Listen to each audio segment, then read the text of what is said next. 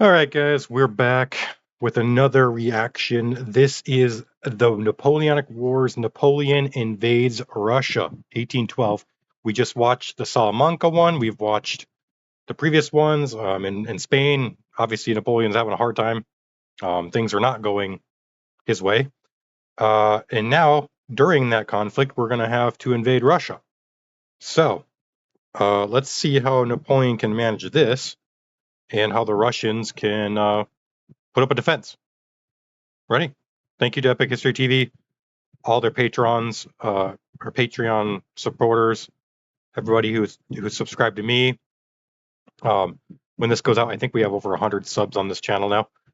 Amazing. Thank you guys. I mean, I don't really ask you to sub. I mean, I appreciate if you do. But if you comment or sub, just know that deep down, I do really appreciate it. It helps me a lot to learn. It helps me when you guys, I mean, I've had so many people put so many just cool little snippets of information of little, little asterisks on like what Epic History TV talks about, and then you guys put your little like flavor on it in terms of bringing to light different aspects of a situation or a person. I always appreciate that because I mean now I get to know more, and it just builds a better picture in my mind of what's going on and who's involved and how it affects each other and how it affects the nations, how it affects their borders, how it affects their overall strategy. So thank you guys so much. Let's go.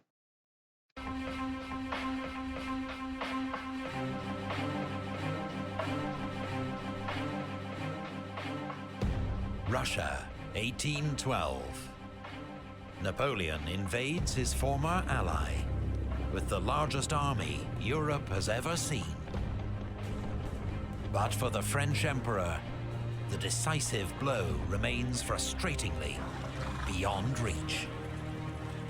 Russia's resilience is unlike anything he's ever encountered. And as winter closes in, his army begins the most infamous retreat in history. Okay. Part one of Napoleon in Russia. In 1807, following his defeat of the Russian army at Friedland, Napoleon had traveled to Tilsit to meet the Russian Emperor Alexander. During their celebrated encounter, the two emperors formed a friendship and made an alliance. But it was not to last.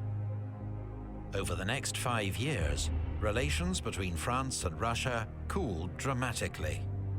The Russians were irritated by Napoleon's creation of a Duchy of Warsaw in Poland, which they regarded as meddling in their own front yard.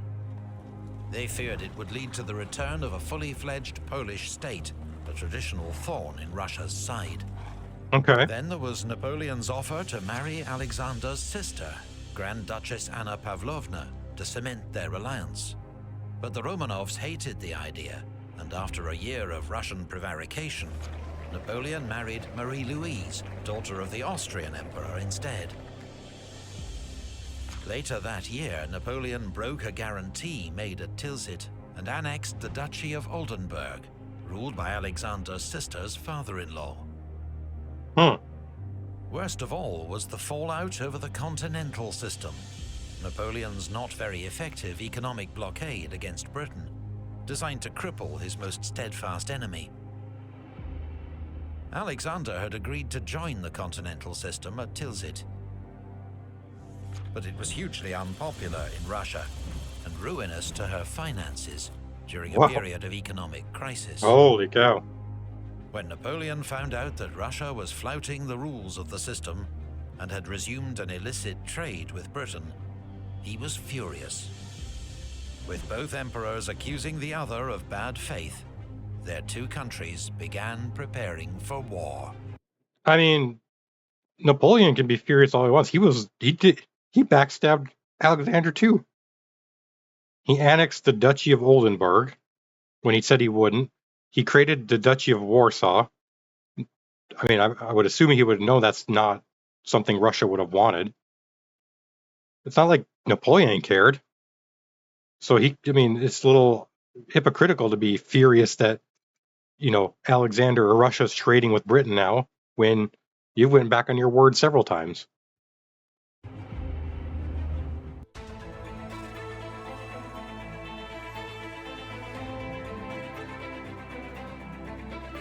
At Tilsit, Russia swore an eternal alliance with France. Now she breaks her oath. Does she believe us degenerate? Are we no longer the soldiers of Austerlitz?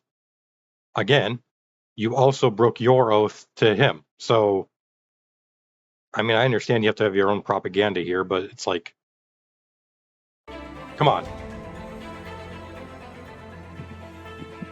Napoleon knew an invasion of Russia was a massive undertaking, especially as he still had an unfinished war in Spain that was tying down more than 200,000 troops. Nevertheless, in 1811, he began to assemble the largest army Europe had ever seen, around 600,000 men, though Holy less than cow. half of them were French. The rest came from allied states across Europe. Let me check this out here. We have Okay, we have quite a few names we've heard before. A lot of flags I've never seen yet.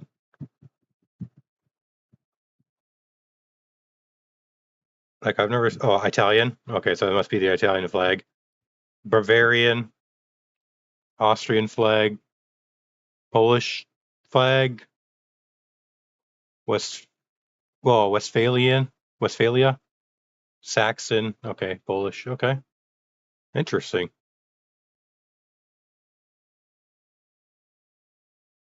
Huh. There was a Polish corps from the Duchy of Warsaw, led by Prince Poniatowski, a corps from each of the German kingdoms of Saxony, Westphalia, and Bavaria, Hmm. from the Kingdom of Italy, as well as Swiss, Dutch, Croat, Spanish, and Portuguese units scattered throughout the army. Holy. There were even contingents from Prussia and Austria, France's recent enemies, now uneasy allies. Some of these allied troops, such as the Poles and Germans, were as reliable as their French counterparts. Others were very inexperienced, or like the Prussians and Austrians, reluctant to be there at all. This gigantic Yeah. formation was deployed in 3 armies. The main force under Napoleon himself, another led by his stepson, Eugene, and a third led by his younger brother, Jerome, King of Westphalia. Hmm. Neither of these two were experienced commanders. Though one would distinguish himself on campaign, the other would not. We haven't really heard too much about either of those guys, right? I'm trying to remember. I don't think we heard anything about Jerome other than. Well, do we hear about him? I know it talked about Napoleon having siblings. How old was Jerome at this time? On their left flank, Marshal MacDonald led 10th Corps with a large Prussian contingent, while the right flank was guarded by General Schwarzenberg's Austrian Corps. Another 100,000 troops were in reserve, including Marshal Victor's 9th Corps. Okay. Initially, the Russians only had 220,000 men to face this juggernaut, organized into Barclay de Tolly's First Army, Prince Bagration's Second Army, and General Tomasov's Third Army. They would be outnumbered 2 to 1. Yeah, looks But like in it. the run-up to war, Russia scored 2 crucial diplomatic triumphs. Sweden had been at war with Russia just 3 years earlier, a conflict which cost her Finland. By a curious turn of events, Sweden was now ruled by Napoleon's ex-marshal Bernadotte. But after Napoleon occupied Swedish Pomerania without warning, a furious Bernadotte promised Russia that Sweden would remain neutral. Okay, wait. So Sweden was at war with Russia. When did they say that was? 1808 to 1809. So was Sweden and Russia not in a coalition together before, or had they not been in a coalition together? I thought I remembered they were in the coalition together, but maybe they were and they just fought each other as well for Finland. How did that play out? If anybody has like any acknowledge that or like a link to another video. That just seems strange. And then Bernadotte, I remember from the which battle was it? Was it Jena? Yeah, where he's supposed to support Davout and he never shows up. And now he's the Crown Prince of Sweden, huh? I think that seems like a promotion, kind of. I mean, going from a general or whatever commander in the army of France to being the Prince of Sweden. But after Napoleon occupied Swedish Pomerania without warning, a furious Bernadotte promised Russia that Sweden would remain neutral. Okay. Meanwhile, a peace treaty with the Ottoman Empire ended Russia's 6-year war against its southern rival. Oh, okay. These two agreements secured Russia's flanks from any strategic threat and freed up troops to face Napoleon's invasion.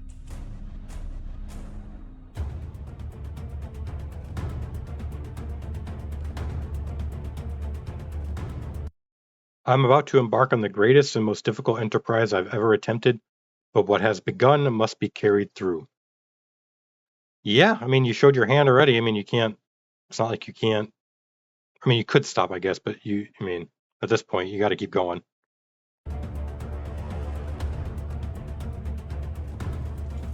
On the 24th of June, 1812, French troops began crossing the Niemen River into Russian territory.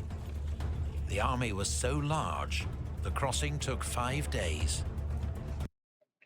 That's a big army if it takes 5 days to cross a river.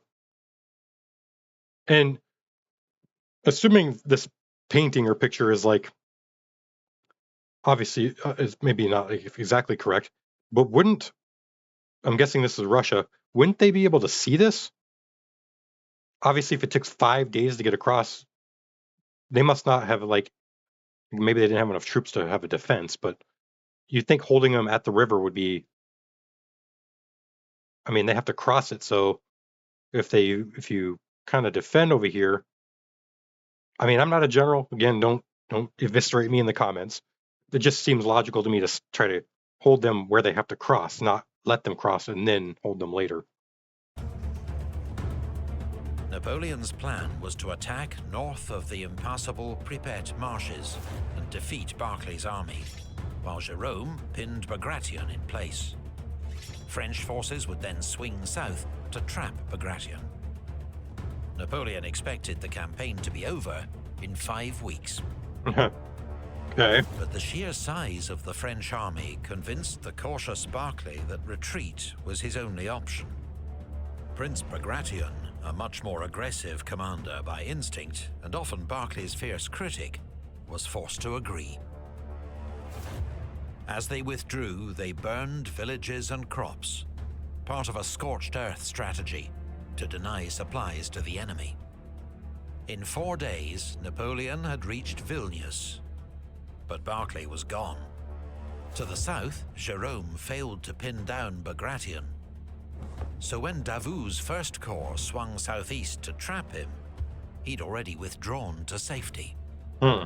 Napoleon's younger brother was out of his depth, stung by the Emperor's criticism, humiliated when his troops were put under Marshal Davout's command. He resigned his post and returned to Westphalia. The campaign was already beginning to expose serious flaws in Napoleon's plan. Knowing his troops would struggle to live off the land in this impoverished region, he'd organized huge supply depots and transport units to feed the army. But wagons rolled slowly along Russia's bad roads, which were turned to rivers of mud by summer thunderstorms.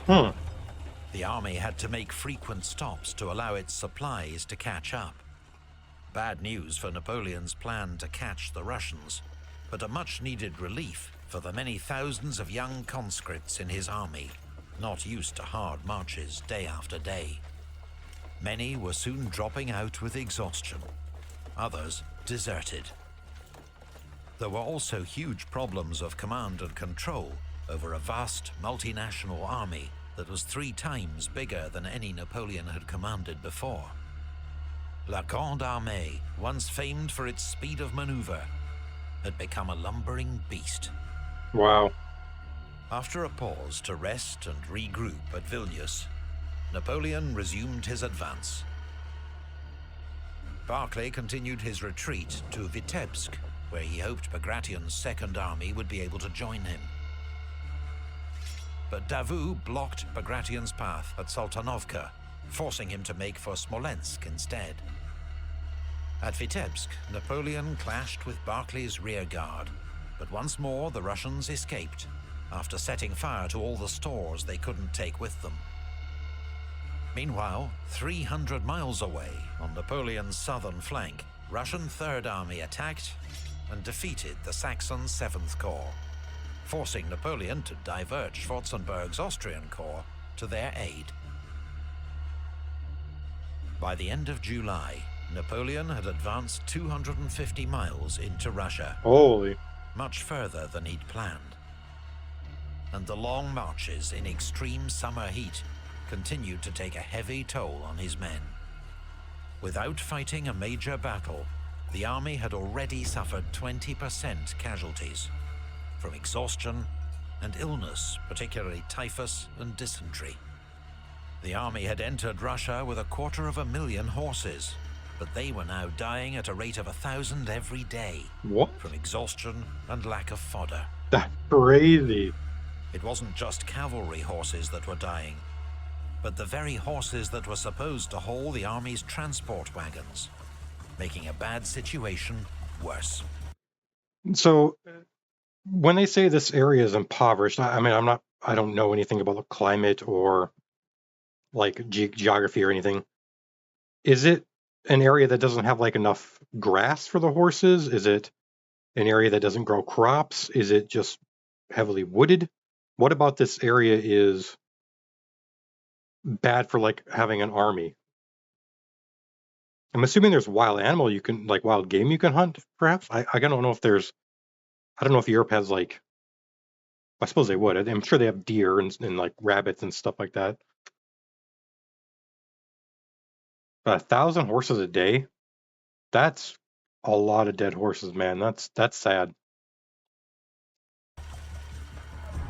This crisis in horsepower came just as the French light cavalry, Napoleon's eyes and ears, met their match in Russia's Cossacks. No, I've heard of that. If Napoleon had Cossacks in his army, he would have been emperor of China long ago. Wow, wow, that's quite the quote. I've heard of Cossacks because I used to play. I don't really play anymore. I used to play like Civilization, and if you played as Russia, a Cossack was like one of your units.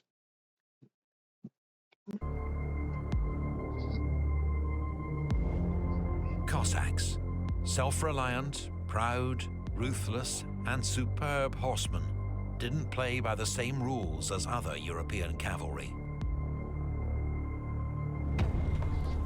I have a quick question. Did all of these countries have different breeds of horses, or did they all kind of have the same breed of horse? Because it seems like the Russians would probably have like a different breed of horse meant for like that area, since like, obviously they were invaded, or that area was like invaded multiple times by like Mongols and different like clans and tribes of various Central Asian peoples. So would like the French probably have a different breed of horse that's meant for like Western and Central Europe? Every day they shadowed Napoleon's army, swooping in whenever they saw an easy target, but melting away into the forests if they were attacked by a stronger force.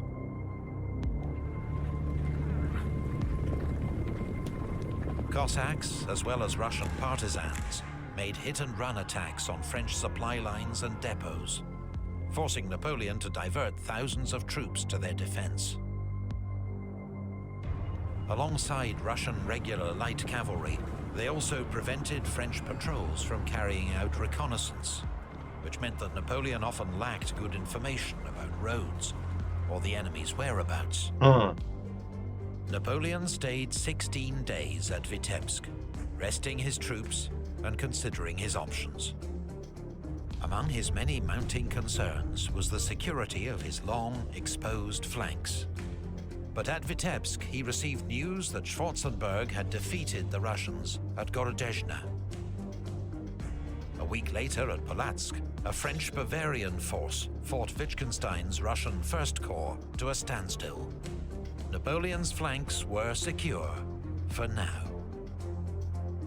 Although his main force had been reduced to less than half its original strength, Napoleon decided to push on to Smolensk and try to force the Russians into a decisive battle for the city. Barclay was indeed under pressure to give battle from fellow commander Prince Bagration and Emperor Alexander in St. Petersburg. The army's morale and Russia's honor required it, they told him.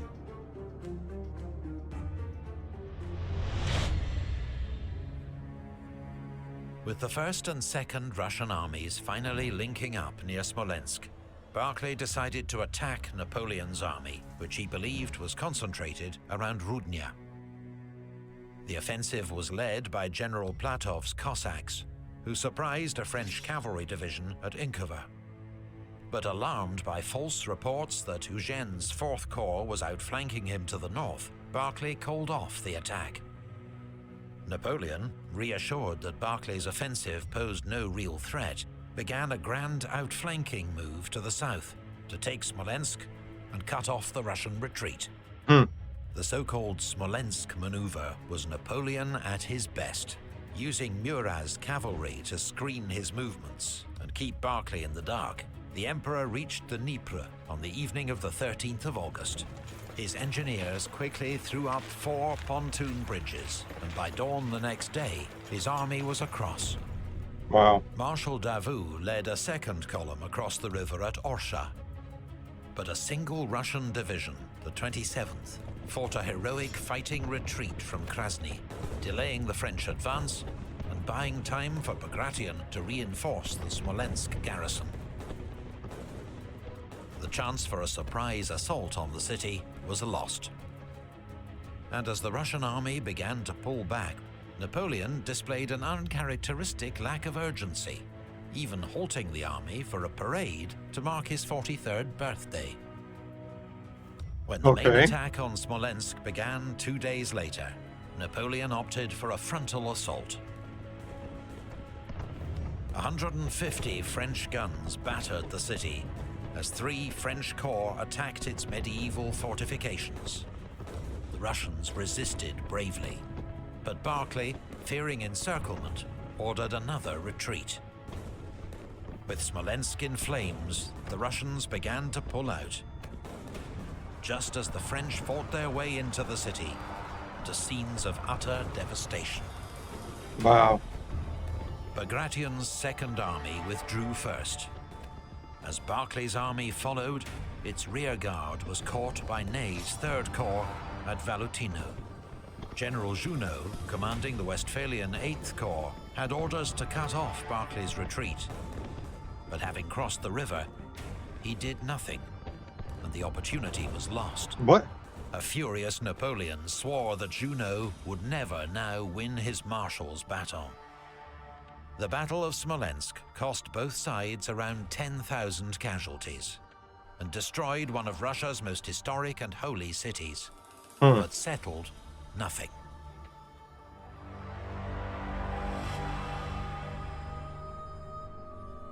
Before a month is out, we shall be in Moscow. In 6 weeks, we shall have peace. Yeah. I don't think that's going to happen. And what was going on with Juno? Did he just not want to do it, or what? It seems like odd. Your emperor has ordered you to do it, and you're just like, nah, I'm good. And it really sucks too, just as an aside from this, when you have these ancient cities full of history getting destroyed. I don't know. It's not that I blame the French or anything, or I don't want anybody to assume that.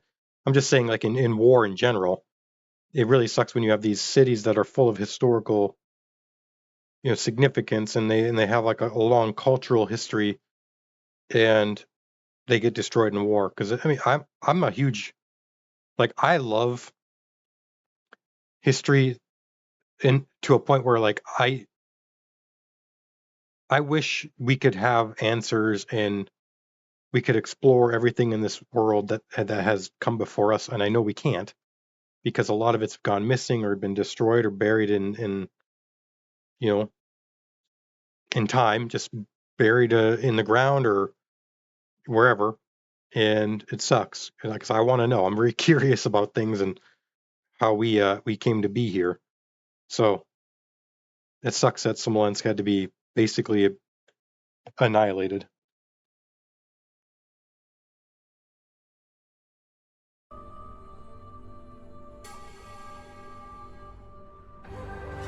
After the missed chance to defeat the Russians at Smolensk, Napoleon paused once more to consider his options.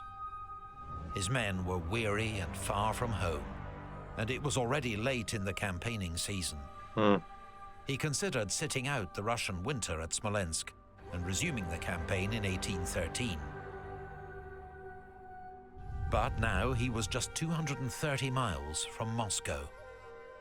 A century earlier, Peter the Great had moved Russia's capital to St. Petersburg. But Okay. Moscow remained its historic and spiritual heart, a prize for which the Russians had to fight. Napoleon, always a gambler, decided to push on. The Russians faced their own dilemma. Emperor Alexander had experienced a kind of religious epiphany that summer and rallied the Russian people to the country's defense, describing the war with Napoleon as a war to save Holy Mother Russia from the Antichrist. Oh wow. Okay. For months, the emperor had received conflicting advice to stand and fight or retreat. Now he decided change was needed. The cautious General Barclay kept his job, but the emperor summoned General Mikhail Kutuzov to take overall command of Russia's armies. Kutuzov had been beaten by Napoleon at Austerlitz 7 years before, but he'd since won several victories against the Ottoman Empire and was a true Russian, loved by the troops. That's good. Although Kutuzov agreed with Barclay's strategy of delay, he saw that constant retreats were destroying the soldiers' and the nation's morale. If Moscow was given up without a battle, the fallout could be disastrous. And so, 70 miles west of the city, near the village of Borodino, the Russian army prepared to make a stand. Europe was about to witness the bloodiest day's fighting of the Napoleonic Wars. Okay, that's pretty wild.